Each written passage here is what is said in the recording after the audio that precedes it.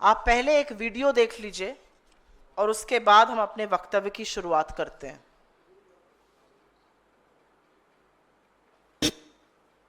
प्रधानमंत्री जी को हम धन्यवाद देना चाहेंगे और पूरा देश की वो सेना, वो सैनिक उनके चरणों में नतमस्तक है। जिन्होंने हमारी बेटियों के सिंदूर उजाले थे, वही कटे पिटे लोगों को हमने उन्हीं की बहन भेज करके उनकी ऐसी की तैसी करवाई। भारत की पूरी सेना और भारत के सैनिक प्रधानमंत्री मोदी के चरणों में नतमस्तक हैं, ये कहना है बीजेपी के मध्य प्रदेश के उप मुख्यमंत्री जगदीश देवड़ा का। और उसके बाद तो आपने सुना ही, जो बीजेपी के दूसरे शिरोमणि हैं मध्य प्रदेश के ही मंत्री विजय शाह, उनकी घिनौनी बात कर्नल सोफिया कुरैशी को सुनकर पूरा देश आज भी स्तब्ध है। और उसके बारे में हाईकोर्ट ने क्या कहा है उसको साझा कर देती हूं।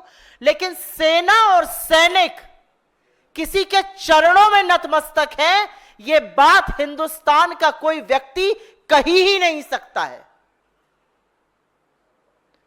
जिस सेना के शौर्य और पराक्रम के आगे पूरा देश नतमस्तक है, जो सेना हमारी सरहद से लेकर हमारी भूभागीय अखंडता, हम सबकी सुरक्षा सुनिश्चित करती है, जो जब जब देश पर संकट आता है, इस बार भी जब पहलगाम का आतंकी हमला हुआ तो दुश्मन को नाको चने चबवाने का काम जो सेना करती है, जिसने पाकिस्तान में घुसकर आतंकी कैंप निस्तो नाबूद किए, जिसने पाकिस्तान की रूह कपा दी, उस सेना के लिए कहना कि वो सेना किसी के चरणों में नतमस्तक है, यह पाप है। और यह पाप बीजेपी के लोग, बीजेपी के उप मुख्यमंत्री, उनके वरिष्ठ नेता लगातार कर रहे हैं।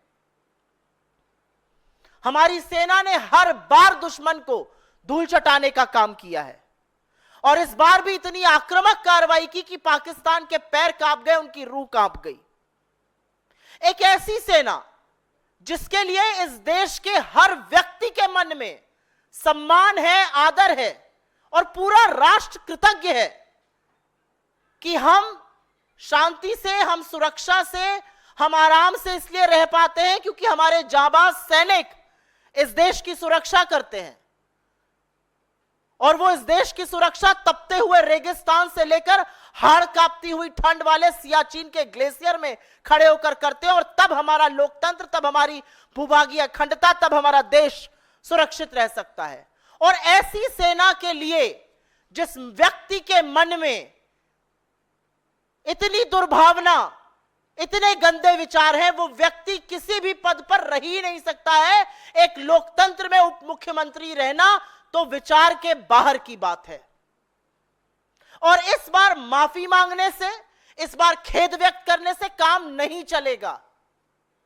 इस बार ऐसे व्यक्ति को बर्खास्त करना पड़ेगा। इस बार बीजेपी मूक दर्शक नहीं बनी रहेगी। इस बार प्रधानमंत्री छुपे नहीं रहेंगे। और अगर आप ऐसे व्यक्ति को बर्खास्त नहीं करते हैं, अगर जगदीश देवड़ा की अभी कुछ घंटों में बर्खास्तगी नहीं होती है, तो यह माना जाएगा कि सेना को अपने चरणों में नतमस्तक करने की बात नरेंद्र मोदी कह रहे हैं, उनकी मौन स्वीकृति है, उनका संरक्षण है, वरना यह बात कहने की हिमाकत और हिम्मत कोई कर ही नहीं सकता है। असलियत यह है कि अभी 48 घंटे नहीं बीते हैं और बीजेपी के ही मध्य प्रदेश के मंत्री विजय शाह ने इस देश की सबसे होनहार, सबसे वीर, सबसे बहादुर सैनिक बेटी सोफिया कुरैशी के बारे में जो कहा वो आपने सुना। वो सुनकर पूरा देश स्तब्ध है। मैं उन शब्दों को दोहराऊंगी नहीं क्योंकि मैं उस तरह का पतन नहीं करना चाहती हूं इस मंच से। और बीजेपी ने इस आदमी के खिलाफ भी कोई कार्रवाई नहीं की, कोई अनुशासनात्मक कार्रवाई नहीं की गई। बीजेपी और मध्य प्रदेश की सरकार और दिल्ली की केंद्र सरकार हाथ पर हाथ धरे बैठी रही जब तक कि जबलपुर हाईकोर्ट ने निर्देश नहीं दिया कि एफआईआर हो। और एफआईआर भी बिल्कुल अनमने ढंग से बिना प्रॉपर चार्जेस लगाई की गई और उसका कच्चा चिट्ठा आज कल हाईकोर्ट की सुनवाई के दौरान बयां हो चुका है। क्योंकि पूरी की पूरी पार्टी और सारी सरकार, केंद्र की भी और मध्य प्रदेश की भी, विजय शाह को बचाने में जुटी हुई थी, अब वो जगदीश देवड़ा को बचाने में जुट जाएगी। असलियत यह है कि मध्य प्रदेश के हाई कोर्ट ने कल सुनवाई के दौरान कहा कि जिस तरह की एफआईआर दर्ज हुई है वो सिर्फ और सिर्फ दिखावा है और एफआईआर में ऐसा कुछ भी नहीं है जिससे संज्ञेय अपराध दर्शाया जा सके। अदालत ने टिप्पणी करते हुए कहा कि यह ड्राफ्ट ही ऐसा बनाया गया है कि इसको रद्द किया जा सके और बेंच ने आगे कहा कि इस एफआईआर में कुछ नहीं है। बेंच ने कहा इसमें सुधार करना चाहिए, बिना हस्तक्षेप के और बिना दबाव के ऐसा एफआईआर की जांच को आगे बढ़ाई जाए और उसकी सुनवाई फिर से होगी। यह असलियत है मध्य प्रदेश की सरकार की, यह असलियत है मध्य प्रदेश की पुलिस की, यह असलियत है बीजेपी की मध्य प्रदेश में और बीजेपी की दिल्ली में। अभी तक आपने एक बार भी जेपी नड्डा जी के मुंह से, अमित शाह जी के मुंह से, खुद प्रधानमंत्री नरेंद्र मोदी जी के मुंह से सुना कि यह बिल्कुल गलत कहा गया है? अभी तक बीजेपी के किसी भी नेता ने आके कहा जगदीश देवड़ा और विजय शाह जैसे लोगों की सभ्य समाज में कोई जगह नहीं है, सरकार तो बहुत दूर की बात है। लेकिन एक सवाल उठता है कि हमारे देश में जहां पर सेना का जो सम्मान है वो सर्वोच्च है, जहां पर बार बार पूरा देश कृतज्ञता स्पष्ट करता है, जहां पर जब छुट्टियां कैंसिल हुई और जब सैनिक अपने अपने बेस पे जा रहे थे तो उनको इस देश के आम नागरिक पानी पिला रहे हैं, उनके ऊपर पुष्पों की वर्षा कर रहे हैं। बीजेपी ऐसा क्यों करती है? बार बार ऐसा क्यों करती है? जिस ऑफिसर को देख के इस देश की आधी आबादी और बाकी सब लोगों का सीना गर्व से तन जाता है, उसके लिए इतनी नीच बात क्यों कहते हैं बीजेपी के लोग? जिस सेना के चलते हमारा गर्व से सिर ऊंचा रहता है, हमारा इकबाल बुलंद रहता है, उस सेना को कहना कि वो चरण में नतमस्तक है मोदी जी के, ऐसा वो क्यों करते हैं? क्योंकि बीजेपी की रगों में बलिदान का नहीं, मुखबिरी का खून है। क्योंकि बीजेपी बार बार सेना का अपमान इसलिए करती है क्योंकि बीजेपी ने आजादी के आंदोलन में कोई भूमिका नहीं निभाई थी, कोई बलिदान नहीं दिया था। बीजेपी ऐसा इसलिए करती है क्योंकि उन्होंने मोदी जी से सीखा है। खुद मोदी जी भी तो कहते थे कि एक व्यापारी के अंदर एक सैनिक से ज्यादा साहस है, और आज वही बात उनकी पार्टी और उनके लोग बार बार दोहरा रहे हैं। असलियत तो यह है कि यह वही पार्टी है, यह वही सरकार है जिसने गलवान में हमारे 20 जाबाजों की शहादत के बाद यह कहा कि कोई घुसा हुआ नहीं था। उनके सर्वोच्च बलिदान का चीन से बदला लेना तो बहुत दूर की बात है। मोदी जी ने तो और उनकी सरकार ने तो चीन से इतना व्यापार किया कि $100 बिलियन का ट्रेड डेफिसिट ही कर डाला, भर भर के चीन को व्यापार दिया। लेकिन अब जो दो वक्तव्य हमने सुने, एक जगदीश देवड़ा उप मुख्यमंत्री जो कहते हैं कि भारतीय सेना और हर सैनिक नरेंद्र मोदी के चरणों में नतमस्तक है, और दूसरी जो महाजलील और जाहिल बात मंत्री विजय शाह ने कही है, इससे पानी सिर के ऊपर जा चुका है। और यह देश अपनी सेना का अपमान, अपनी सेना का तिरस्कार होते हुए देखकर मूक दर्शक नहीं बने रहेगा। हम मूक दर्शक बनने को कतई तैयार नहीं है। और मेरी इस मंच से एक मांग है, अगर नरेंद्र मोदी जी के मन में सेना के लिए लेश मात्र भी इज्जत है, रंच मात्र भी सम्मान है, तो वो तुरंत इन दोनों लोगों को बर्खास्त करें, इनको तुरंत मार्चिंग ऑर्डर्स दिए जाए, इनको सरकार में बने रहने का कोई हक नहीं है, वरना इसको नरेंद्र मोदी जी की मौन स्वीकृति और उनका पूरा पूरा संरक्षण माना जाएगा। I will very briefly make a statement in English. You've just heard the two videos where the Deputy Chief Minister of Madhya Pradesh BJP, Jagdish Devada, says that the entire Indian army and our brave soldiers are bowing at the feet of Narendra Modi. Can you imagine any single Indian ever saying something as blasphemous and as brazenly shameless as that? The entire country is grateful for what our armed forces have done. Our armed forces have consistently taught a lesson to our enemies. Our armed forces divided Pakistan into two. We have always given a befitting reply in 65, in 71, in 99, and even after the Pahalgam terror strike. Our armed forces taught Pakistan a lesson, brought Pakistan to its knees. Our armed forces consistently have destroyed camps of terror in Pakistan. And to then say that these armed forces are lying at the feet of Narendra Modi is a brazen violation of what this country feels for our armed forces, which is absolute respect. We honor their valor, we honor their supreme sacrifice, and our heads bow as far as our armed forces is concerned. The reality is that these armed forces protect not just our borders, but they also protect our territorial integrity. They are the ones because of whom our people live safely and because of whom we work the way we do. They guard us from the glaciers of Siachen to the deserts of Rajasthan. And to then be told that they are bowing before and actually at the feet of Prime Minister Narendra Modi is an insult that no Indian is willing to take. We will not take this lying down, and we demand from this platform that Mr. Modi should immediately sack not just the Deputy Chief Minister of Madhya Pradesh, Jagdish Devada, for making the brazen statement that he has made, and if he fails to do so, we will be forced to believe that this was said with his permission, this has his patronage. The reality is that Vijay Shah, the other minister from Madhya Pradesh, who insulted one of India's most decorated soldiers, Colonel Sophia Qureshi, and the BJP has done zilch against him. Not a single question asked. No, absolutely nothing done against him.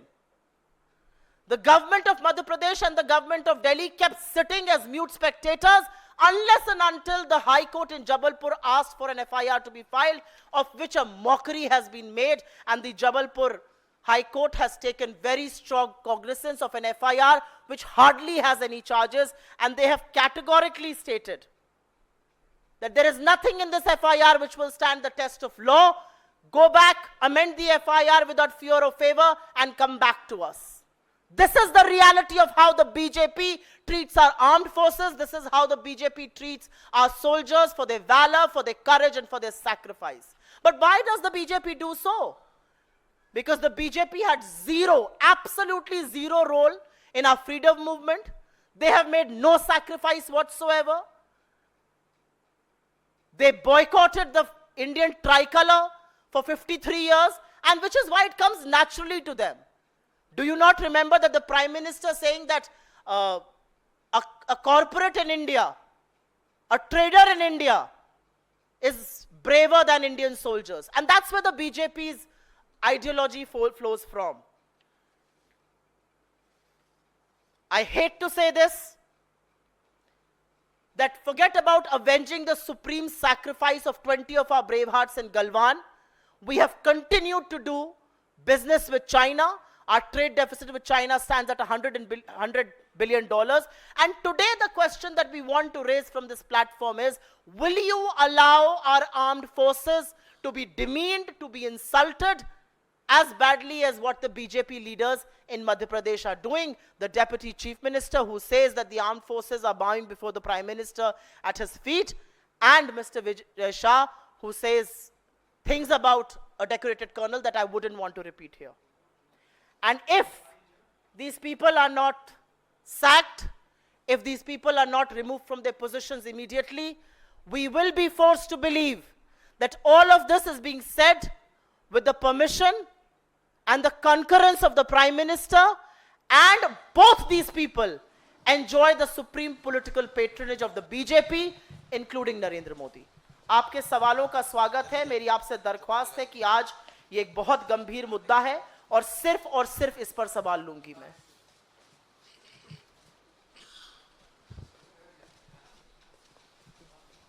इसी पर जी आप लोग मांग कर रहे हैं इस्तीफे की, लेकिन मध्य प्रदेश के मुख्यमंत्री ने कहा कि जब कोर्ट अपना काम कर रहा है, कार्रवाई चल रही है, तो इस्तीफे का सवाल कहां से आता है। आप लोगों ने प्रोटेस्ट जरूर किया, लेकिन मध्य प्रदेश के मुख्यमंत्री ने साफ कर दिया कि इस्तीफे का क्या सवाल है।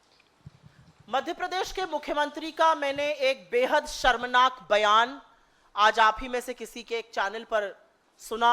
जब वो उनसे पूछ रहे थे तो उन्होंने झटक कर माइक हटा दिया और कहा इसकी बात करो, वो तिरंगा लेकर चल रहे थे। ये अलग बात है कि बीजेपी के जो नेतागण हैं वो तिरंगे से पसीना और नाक पोंछते हुए कल दिखे थे, उस पर टिप्पणी मुझसे मत करवाइए। मध्य प्रदेश के जिस हाईकोर्ट का मुख्यमंत्री जी हवाला दे रहे हैं, उसी हाईकोर्ट ने कल सुनवाई के दौरान कहा और पूछा कि जिस तरीके से विजय शाह के खिलाफ एफआईआर दर्ज करी गई है, यह सीधा दिखता है कि फेवर और फियर, दबाव में और उनको बचाने के लिए की गई है। उस एफआईआर के ड्राफ्ट पर सवाल उठाया गया है। प्रशासन और पुलिस से हाईकोर्ट ने पूछा कि आपने एफआईआर पढ़ी है, अपराध के जो तत्व हैं वो कहां हैं। अगर देखा जाए तो इस एफआईआर में ऐसा कुछ भी नहीं है जिससे संज्ञेय अपराध दर्शाया जा सके। हाईकोर्ट ने कहा कि एफआईआर जिस तरीके से ड्राफ्ट की गई है उसमें अभियुक्त की करतूतों का जिक्र ही नहीं है। एफआईआर को अगर चुनौती दी गई तो यह आसानी से खारिज हो सकती है।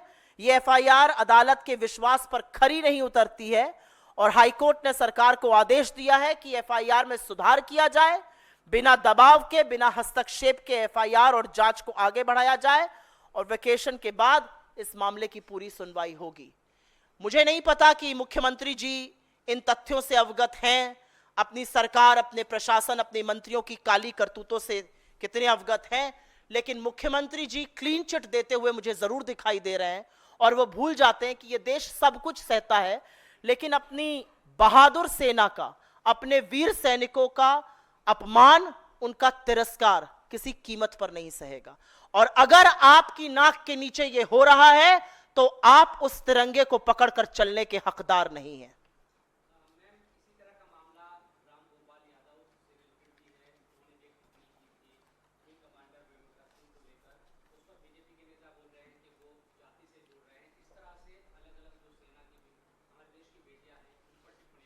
मेरा आपसे गुजारिश है, मेरी आपसे दरख्वास्त है, एक गलत और दूसरा गलत मिलकर सही नहीं होते हैं। सबको बचकर बोलना चाहिए, सेना के बारे में पूरे सम्मान से बोलना चाहिए, हमारी बहादुर बेटियों के बारे में पूरे देश को गर्व है।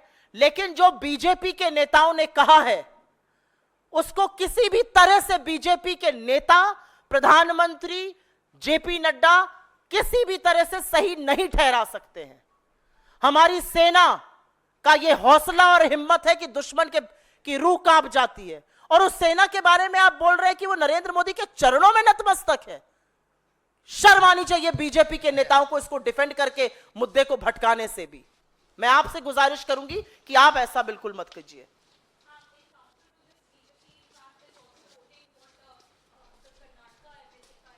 Congress MLA had said, because he has also stated that it was basically a show off and nothing was being done there. So do you believe there is a counter for this? I'm asking you. All of you are journalists here. Can any one of you put your hand up and say that there can be a counter to the statement कि भारत की सेना और सारे सैनिक नरेंद्र मोदी के चरणों में नतमस्तक हैं? Can there be a counter to this? So why even put that forward? The BJP is trying to wriggle out of this. Please don't create a controversy when none exists. Don't look for alibis. Do not look for excuses to dilute this down. This is blasphemous. This is brazen. और अगर ये देशद्रोह और राष्ट्रद्रोह नहीं है तो मैं पूछना चाहती हूं देशद्रोह क्या होता है।